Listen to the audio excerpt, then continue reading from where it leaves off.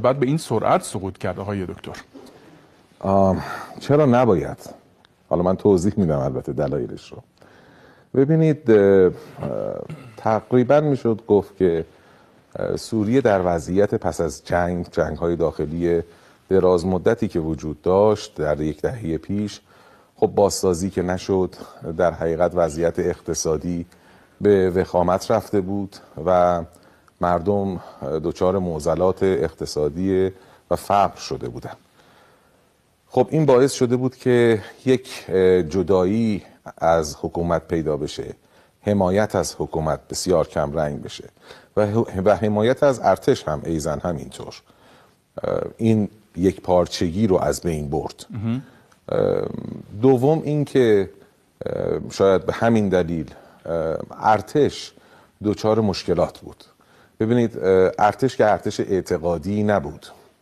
این محور مقاومت هر کدومشون با هم فرق میکنه. همونطور که فلسطینیه چنان مقاومتی داره و بعد یمن که من بعید میدونم اکثریت ملت خود ما داشته باشن. یعنی شما فکر کنید الان 14 ماه زیر بدترین جنایات دوام آوردید، از حماس دست بر نمیدارید و مقاومت میکنید و پشت حماس هستید. بله. با هم فرق داره درجه ها و نوع مقاومت. خب در حقیقت در سوریه ارتش ایدئولوژیک و اعتقادی که نبود.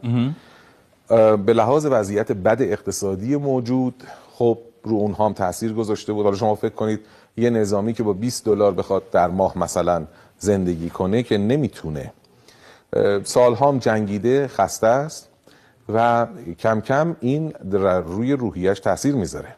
یعنی اینکه به خودش فکر میکنه که خب حالا برای چی من کشته بشم، چون به لحاظ اعتقادی که نیست، مالی هم نیست، مردم هم که برات هورا نمیکشن چون معضل دارن. گفتم معضلات اقتصادی باعث این شده بود که جدا بیفتن. خب حمایت هم که نمیکنن. خب اینجا یواش یواش مسئله فساد پیش میاد، فسادی که در جامعه پیش میاد و فسادی که در ارتش پیش آمد و بعد کم کم ناامنی های داخلی پیش میاد. نه ناامنی از نوع گروه های تروریستی، بلکه جرائم سازمان یافته و غیره پیش میاد که خودش تشدید میکنه اوضاع رو. بله. این یک بخش کاره. بخش دیگر کار البته اینه که خب حامیان او هم به لحاظ اقتصادی بعد از تحریم هایی که شد، خب چین، روسیه، ایران، حالا مخصوصا ایران و روسیه معضلات خودشون داشتن در جنگ های محور مقاومتی. ایران اون طرف در اوکراین و با گرجستان، همینطور روسیه منظورتون؟ بله، با مشکل گرجستان رو داره که دارن مثل اوکراین سعی میکنن که با انقلاب‌های رنگین سرنگون کنن با تظاهرات دولت نزدیک به مسکو رو، و همینطور بلاروس تحت تهدیده. بنابراین حامیان خارجیش هم معضلاتی داشتن. ما خودمون در طول 1 سال گذشته خب دولت عوض کردیم با اون وضعیتی که پیش آمد، بنابراین التهابات خودمون رو که خب این وضعیت ماندگار شده، این وضعیت اقتصادی و مشکلات برای بازسازی روحیه چه در ارتش در مردم نیاز به این داره که یک تحولاتی ایجاد کنه. رفت به سمت مذاکره. با کی؟ مذاکره با اعراب و با غربی ها. در طول مذاکره در حقیقت از همون ابتدا اتحادیه عرب وقتی شکست خوردن اینها در جنگ منطقه 1 دهه پیش، دیگه فهمیدن نمیتونن کاری بکنن، در باغ سبز رو بهش نشون دادن برگرد به اتحادیه عرب، اما از ایران فاصله بگیر، اونم قبول نکرد. برگرد به اتحادیه عرب، محور مواصلاتی ایران و حزب الله رو کنار بذار، قبول نکرد. تا این آخری ها دیگه آمدن گفتن که خیلی خب ما میلیاردی پول میدیم، با غربی هم لابی میکنیم تحریم‌های سزار رو برداره، شما این دفاع وطنی رو چیزی مثل بسیج مثلا این رو برچین، حداقل که یه حرکتی کرده باشی بری به سمت مثلا مذاکره با معارضین. که آقای اسد فکر میکنم در گفتگو با اماراتی ها مثلا گفته بود که حالا اگر ما این کارو کردیم کی امنیت ما رو تامین میکنه اگر اتفاقی بیفته و همین تروریست ها و معارضینی که بخشی از اینا رو تشکیل میدن آمدن، کی امنیت ما رو تشکیل میده؟ اونجا عقد کرده بود، اینو گفته بود.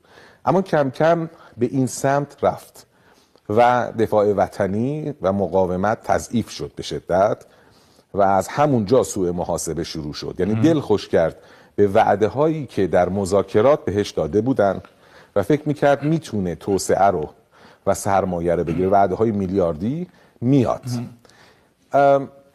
اگر دقت کنید به بیانات مقام معظم رهبری در دفعه آخری که آقای بشار اسد تهران بود، خرداد ماه، یکی دو تا جمله داره ایشون خیلی مثلا غیر مستقیم و گذرا ولی نصیحت گونه که به غربی ها و اینایی که دارن قول میدن کلا نمیشود اعتماد کرد، اینا وعده هاشون راست نیست. بله. این نصیحت رو کرده بود. البته خب حالا اسد باید درست خودتو بذاری جای او، نمیشه او رو درست قضاوت کرد مگر اینکه درست ببینیش. از یه طرف اینو داره، یعنی در داخلش داره میبینه وضعیت چجوریه، از یه طرف هم خارجی هایی هستن که دارن یه قول هایی میدن و اون سرنوشت قذافی رو هم دیده، میدونه که قذافی با یه محافظه کاری خیلی بیشتری، نه مثل قذافی، خب با یه محافظه کاری خیلی بیشتری سعی کرد به این سمت و سو بره که بالاخره مثلا بتونه یک توسعه ای رو، یک وامی رو یواش یواش دریافت کنه که از همینجا رفت به مسیری که نباید میرفت در حقیقت و تا روزهای آخر هم همین شد. برای همینم بود که 2 ماه پیش برآورد وجود داشت، 2 ماه قبل از جنگ، که هم از طرف ما هم از طرف خودشون دستگاه‌های اطلاعاتی که اینها دارن کارهایی در ادلب میکنند، آموزش‌هایی دیدن عنقریب ممکنه حمله بکنن. ایشون مثلا به اردوغان که گفته بود یا دولت سوریه گفته بود، اونها گفته بودن نه تا موقعی که جنگ غزه هست و اینها مگه ما میذاریم.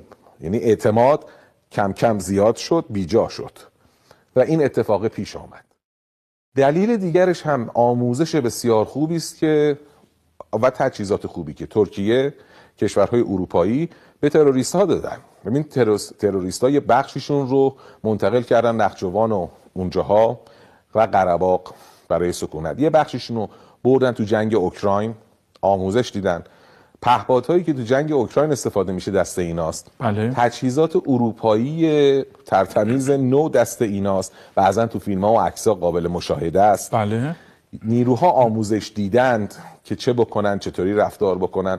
هر چقدر اینور ارتش بیروحیه تر میشد، اون طرف داشتن روحیه رو بازسازی میکردن، آموزش میدادن، تأمین مالی میکردن.